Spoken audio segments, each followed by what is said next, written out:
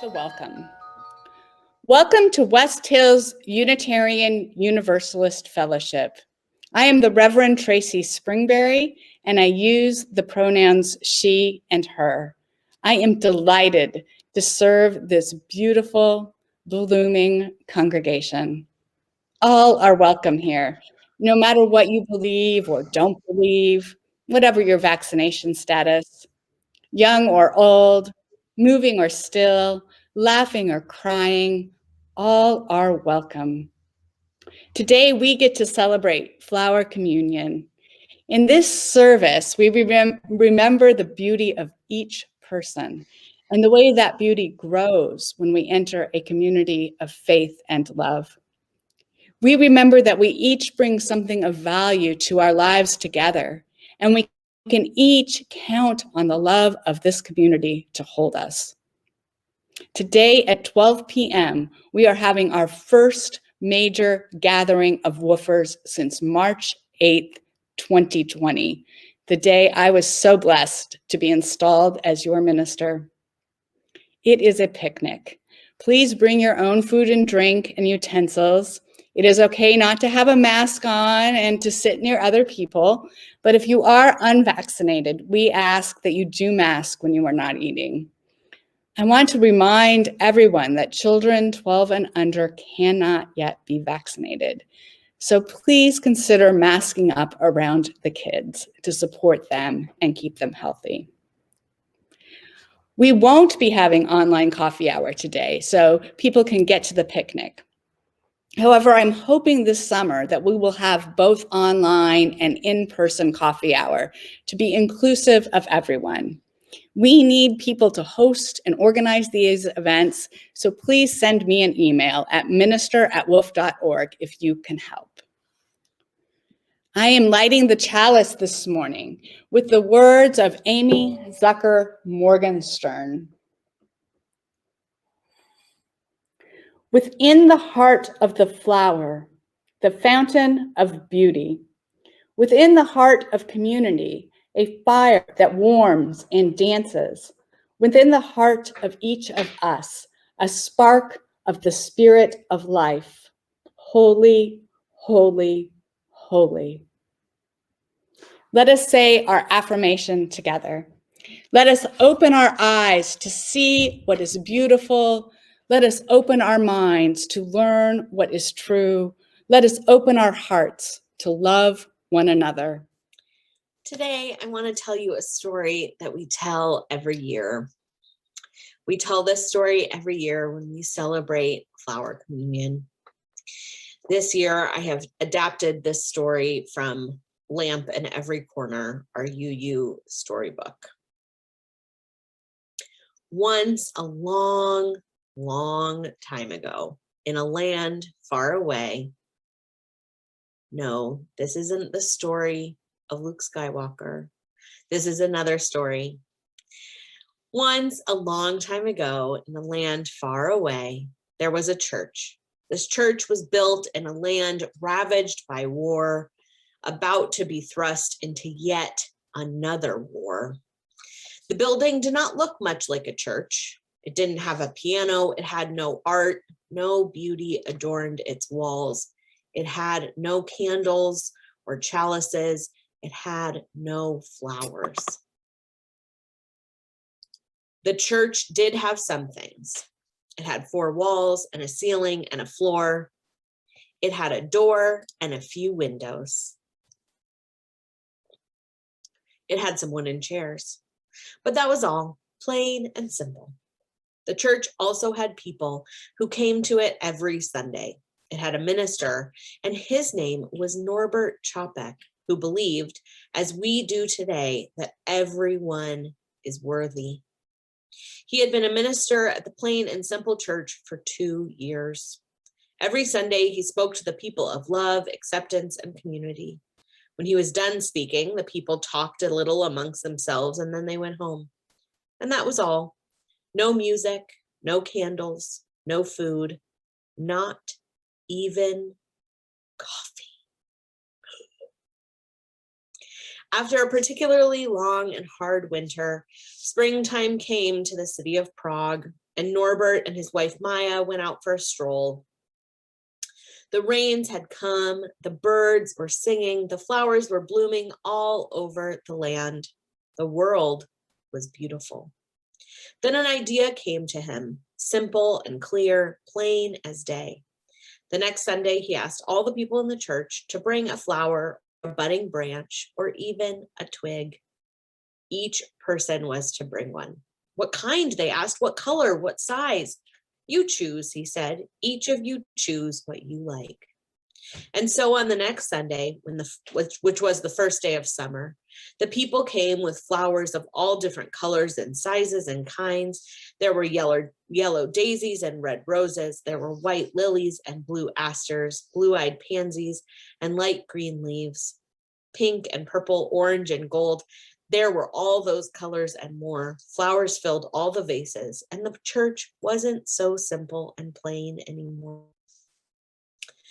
Minister Chopik spoke to the people while they listened, sitting quietly and still in those hard wooden chairs. These flowers are like ourselves, he said, different colors and different shapes, different sizes, each needing different kinds of care, but each beautiful, each important and special in its own way. When he was done speaking, the people talked a little bit among themselves, and then they each chose a different flower from the vases before they went home. And that was all. And it was beautiful, plain, and simple. This is how flower communion, as we know it, was born. Norbert and Maya led that congregation through the beginning of the Nazi regime, continuing to offer life-affirming ministry through unbelievable horror and trauma. We celebrate flower communion each year to honor their memory and to remind ourselves of the continued beauty and grace that can be found in each and every one of us.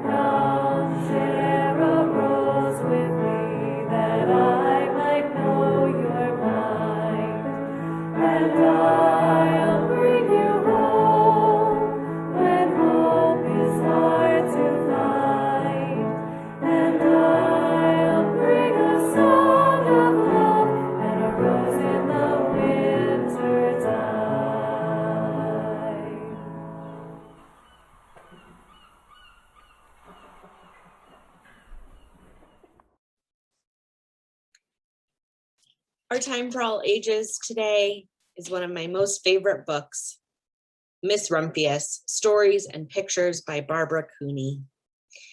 If you are a child or a youth, or you feel like getting closer to your screen, please feel free to come a little closer.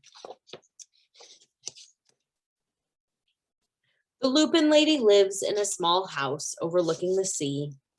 It is in between the rocks around her house grow blue and purple and rose-colored flowers. The Lupine Lady is a little old, but she has not always been that way. I know. She is my great aunt, and she told me so. Once upon a time, she was a little girl named Alice who lived in a city by the sea. From the front stoop, she could see the wharves and the bristling masts of tall ships.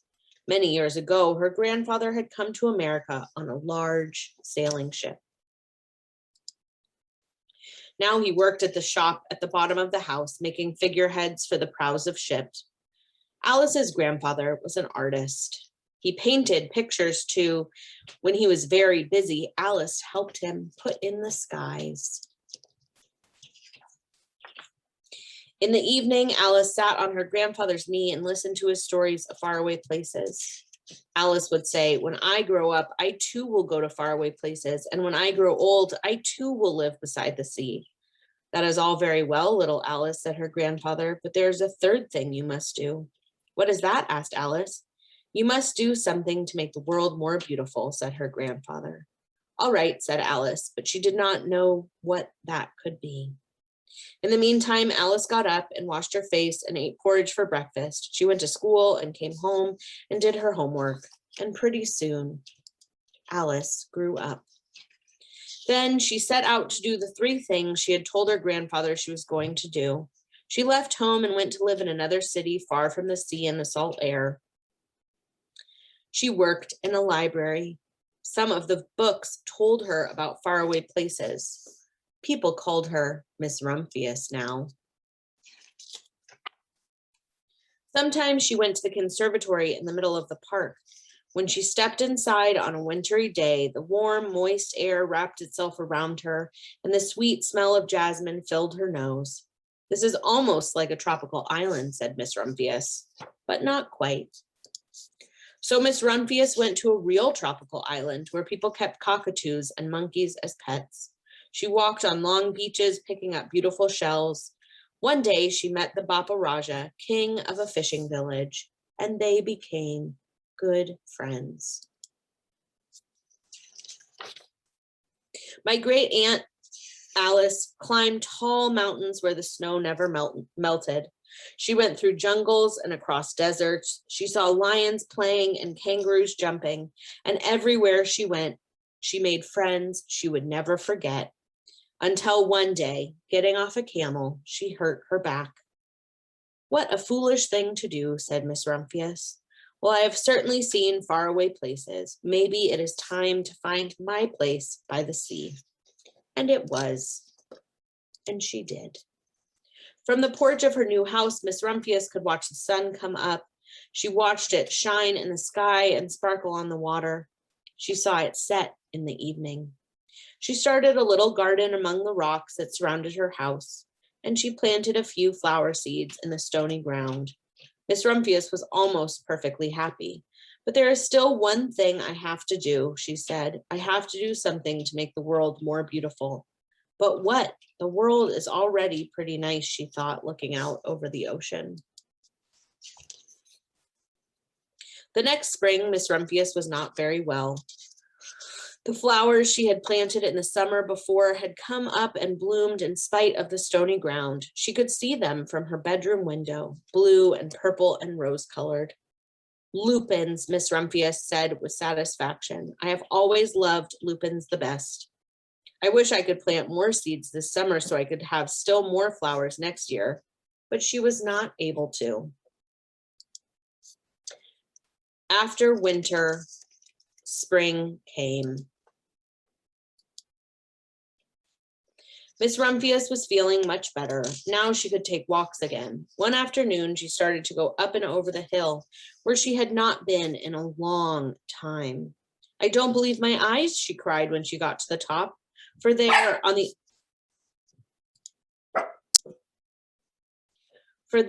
the other side of the hill was a large patch of blue and purple and rose-colored lupins.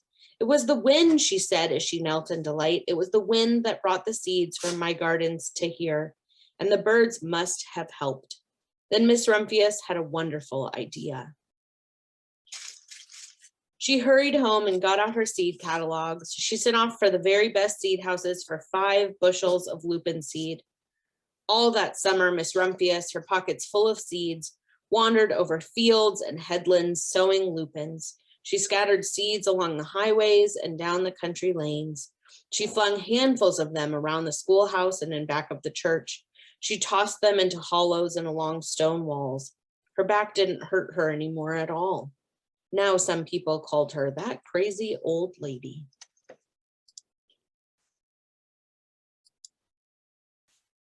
The next spring, there were lupins everywhere. Fields and hillsides were covered with blue and purple and rose-colored flowers. They bloomed along the highways and down the lanes. Bright patches lay around the schoolhouse and down in the hollows, and along the stone walls grew the beautiful flowers. Miss Rumphius had done the third most difficult thing of all.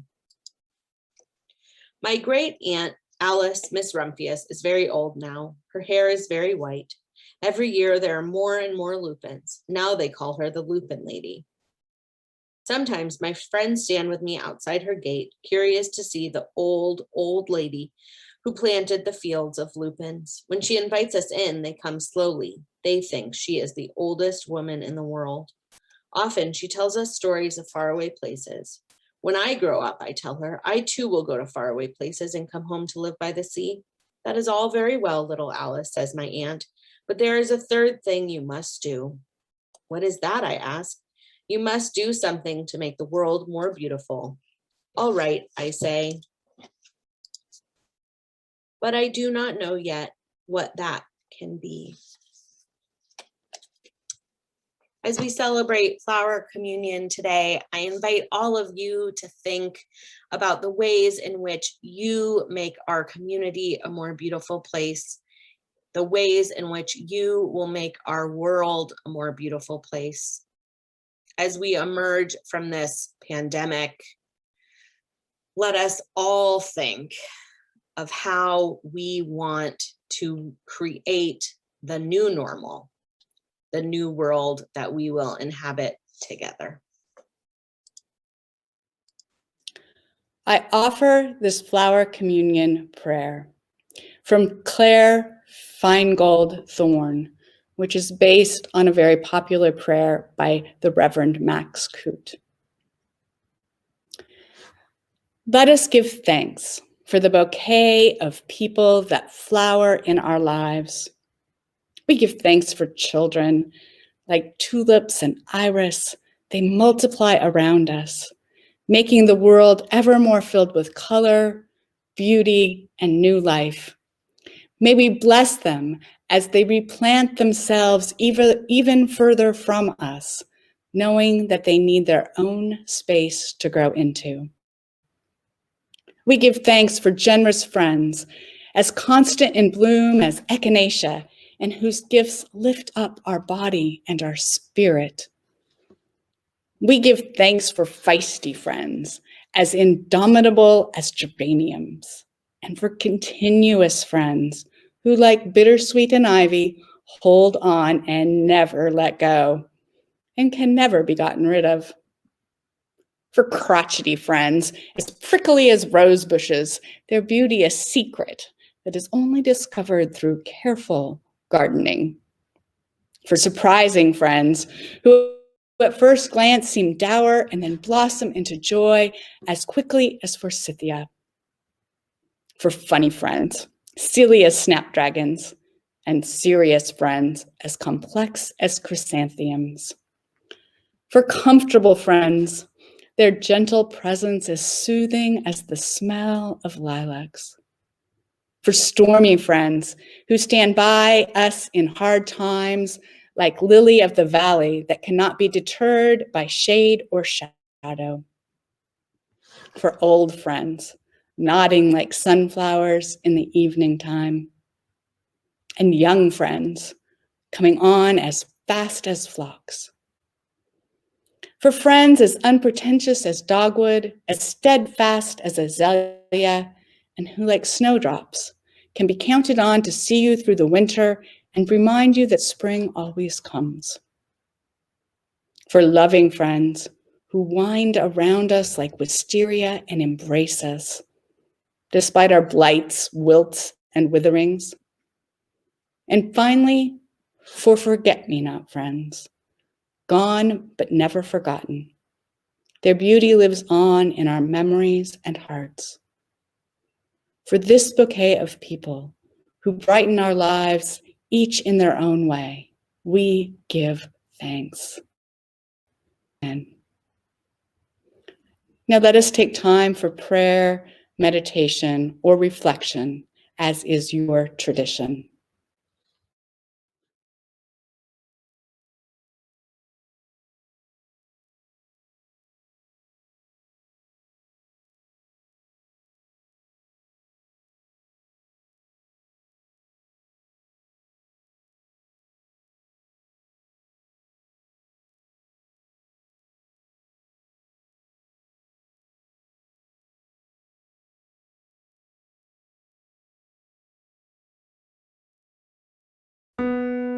The river is flowing, flowing and growing. The river is flowing down to the sea. Mother, carry me, child, I will always be. Mother, carry me down to the sea.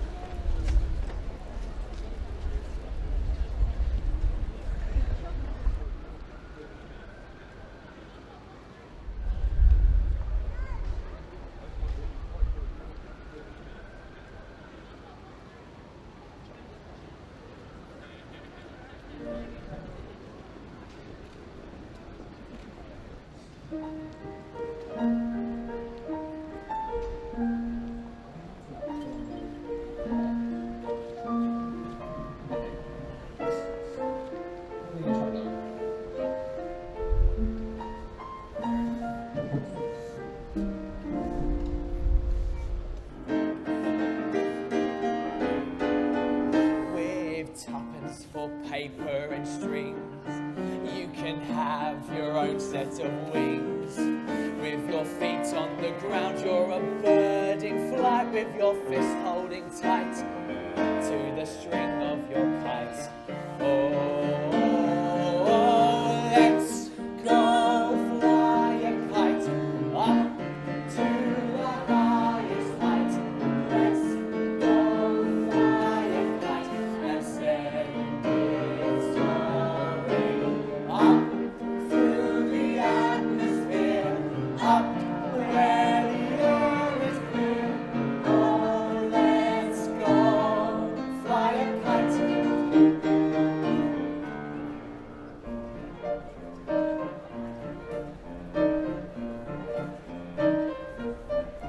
When you send it flying up there, all at once you're lighter than air. You can dance on the breeze over houses and trees, with your fist holding tight to the string of your kite. Oh, let's go fly a kite up to the highest height.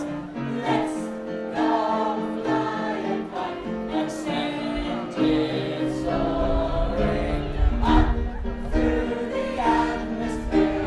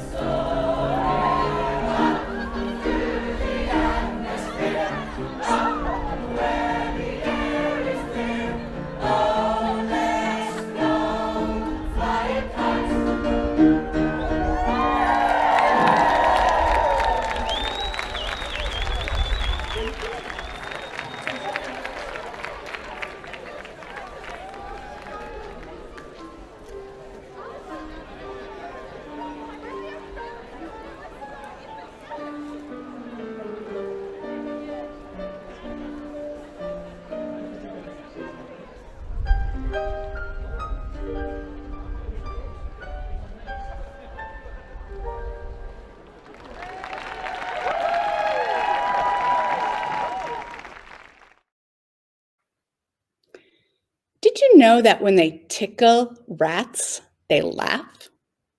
We can't hear it. Rats communicate in a frequency well above our hearing range, but they do laugh, a high-pitched clicking as they wiggle in mirth. They also laugh when they play, the rough and tumble play of all young mammals, chasing and pouncing and biting and scratching at one another without really hurting. Mammals play. It's just what we do. The impulse is hardwired into our deep brain beneath the neocortex. Our theme this month is play. We are going to be exploring both story and play all summer long. Because after months of isolation and fear and uncertainty, wow, do we need to play. We need to play with all the kinds of people that flower in our lives. Play is so joyful. It is just letting go, relaxing, laughing, fun, stepping away from that tight-jawed intensity and boredom some of us have experienced in the last 15 months, and into a long, deep breath, reveling in the bright days of the natural world and the solid bodies of others we can wrap in hugs. Older languages connect the word play to movement. In Latin, it refers to leaping fishes and fluttering birds. I love that imagery. In Anglo-Saxon, the word is connected to the feel of the ship on the waves or the trembling of a flame. In Sanskrit and German, play relates to the movement of the wind. Consider the rolling play of puppies or piles of laughing preschoolers or a game of tag between older children. It is all joyful movement. Play is anything that we do simply for the pleasure of doing it. There's no required outcome. There's no need for it. It is just for fun. Play is tossing flower seeds across the landscape, growing flowers in your garden, picking flowers wherever they bloom, breathing in their deep scent, admiring their tender beauty, painting them, writing about them, braiding their stems into necklaces, blowing the fluff of dandelion heads. Play connects us with ourselves, each other, and the world we are so lucky to get to live in. I find it amusing, since play is for pleasure, that research and articles on play typically focus on how it improves us in ways that Americans very often want to be improved. It makes us more creative, better at our jobs, less stressed, improves memory, and strengthens relationships. We should, because it is good for us. And in white American culture, of course, we want to do things because they are good for us, make us better people, and not just because it is so fun. Even if play is purposeless in the moment we engage in it, many of us just want to make sure it really has a purpose. Purposelessness is not particularly valued in white American culture. Play does matter, though. Play really matters. It matters to us as a congregation of people who come together to grow in faith and in love. It matters to children. Children and all young mammals are compelled to play. Play is essential for proper brain development and social development in mammals. Research indicates that pulling away from recess to focus on drilling math, reading, and writing into children is actually educationally detrimental. Not playing is even more socially detrimental. Studies of rats and kittens have shown that if they are deprived of play during development, they become socially awkward and are more frustrated and aggressive. More chilling, in studies that try to determine why a person becomes a mass killer, deficient play, quite to the surprise of researchers originally, is a consistent indicator. As preschoolers and elementary children, either these children did not play enough or were unable to appropriately play. Stuart Brown spent his early career studying men who killed people, and he switched to researching play after he recognized how lack of play is an important part of this devastating outcome. He believes all children who do not play or play poorly should be taught how to do it.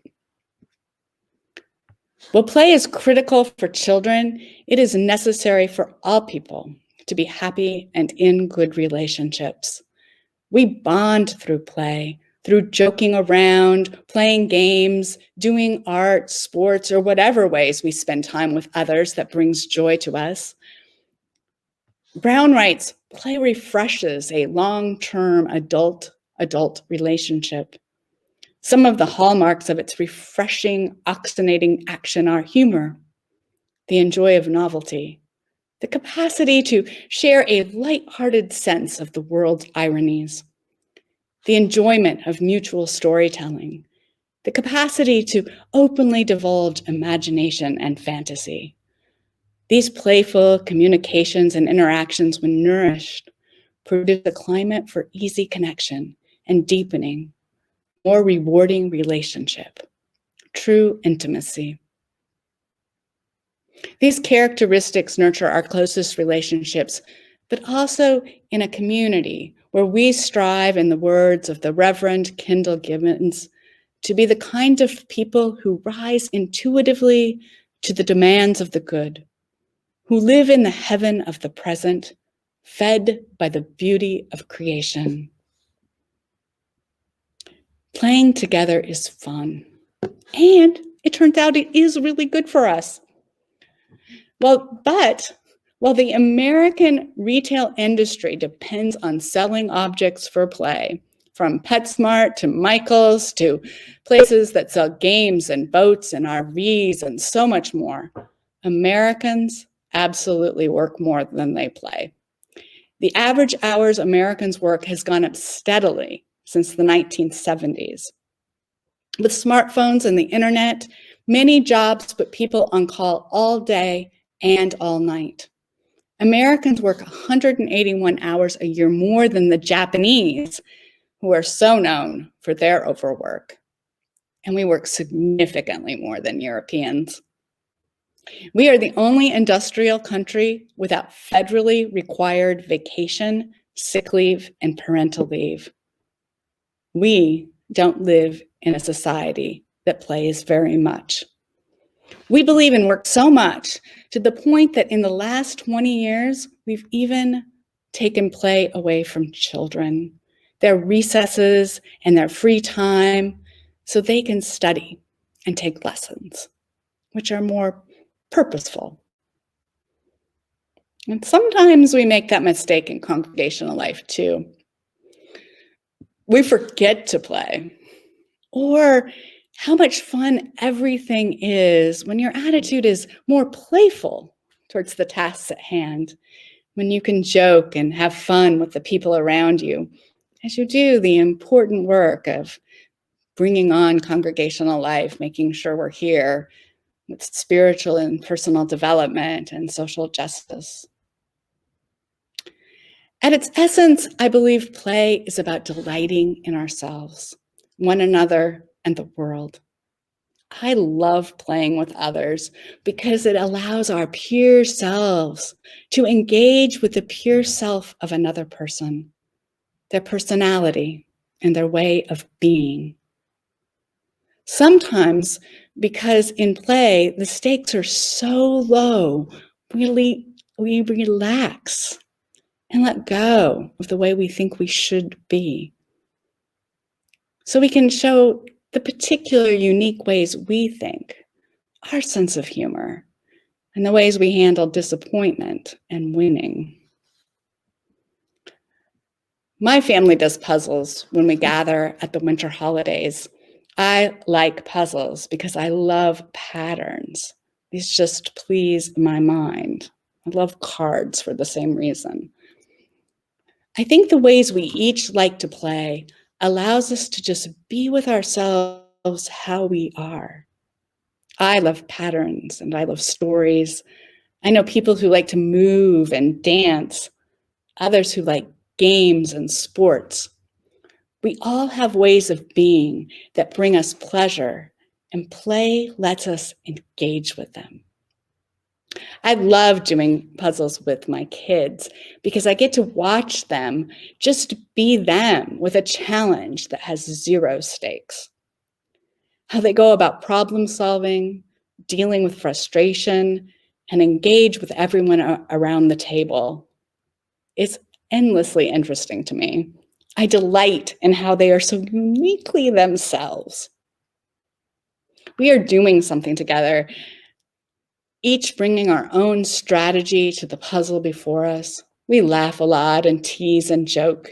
We connect, each an individual flower coming together in a bouquet that is our family. This experience is true for me with all of you as well. When we play or are playful with each other, I delight in you, discovering who you are and the way you brighten the world, particularly. We can all delight in each other and laugh and enjoy. Connecting through play is easy. And without much effort, we find ourselves becoming a bouquet of a congregation. Did you know that if they isolate young rats from their playmates for a while, when they return, they play more intensely? They have play deficit that they are driven to fill. I am imagining that many of us have play deficits these days. So let us have a summer of play. Let us bloom in joy and beauty. Let us make beautiful bouquets together.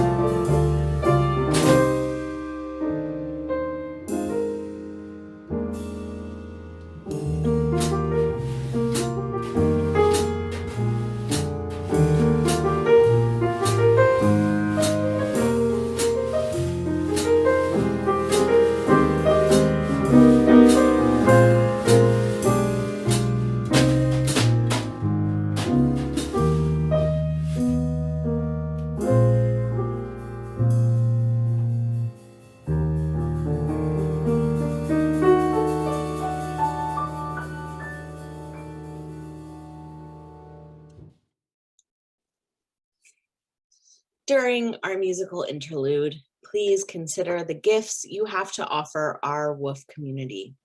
Whether it's financial support or the special gift of your time and talent, know that we are grateful for your offering. WOOF exists because of the generous spirit and commitment of those who came before us, just as our future health depends on the dedication and commitment of those here and now. The instructions for giving to the offering can be found on your screen or in the email from Pat Lycan, our congregational administrator. The offering will be gratefully received.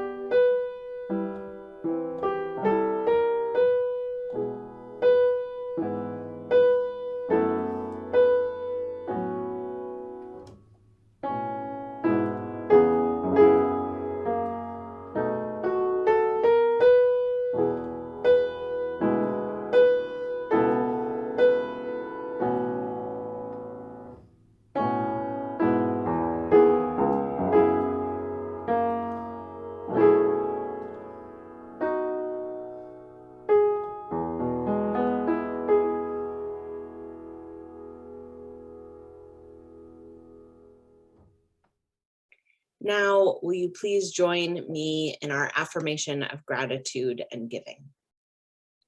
Let us be grateful when we are able to give, for many do not have that privilege. Let us be grateful for all those who share their gifts with us, for we are enriched by their giving.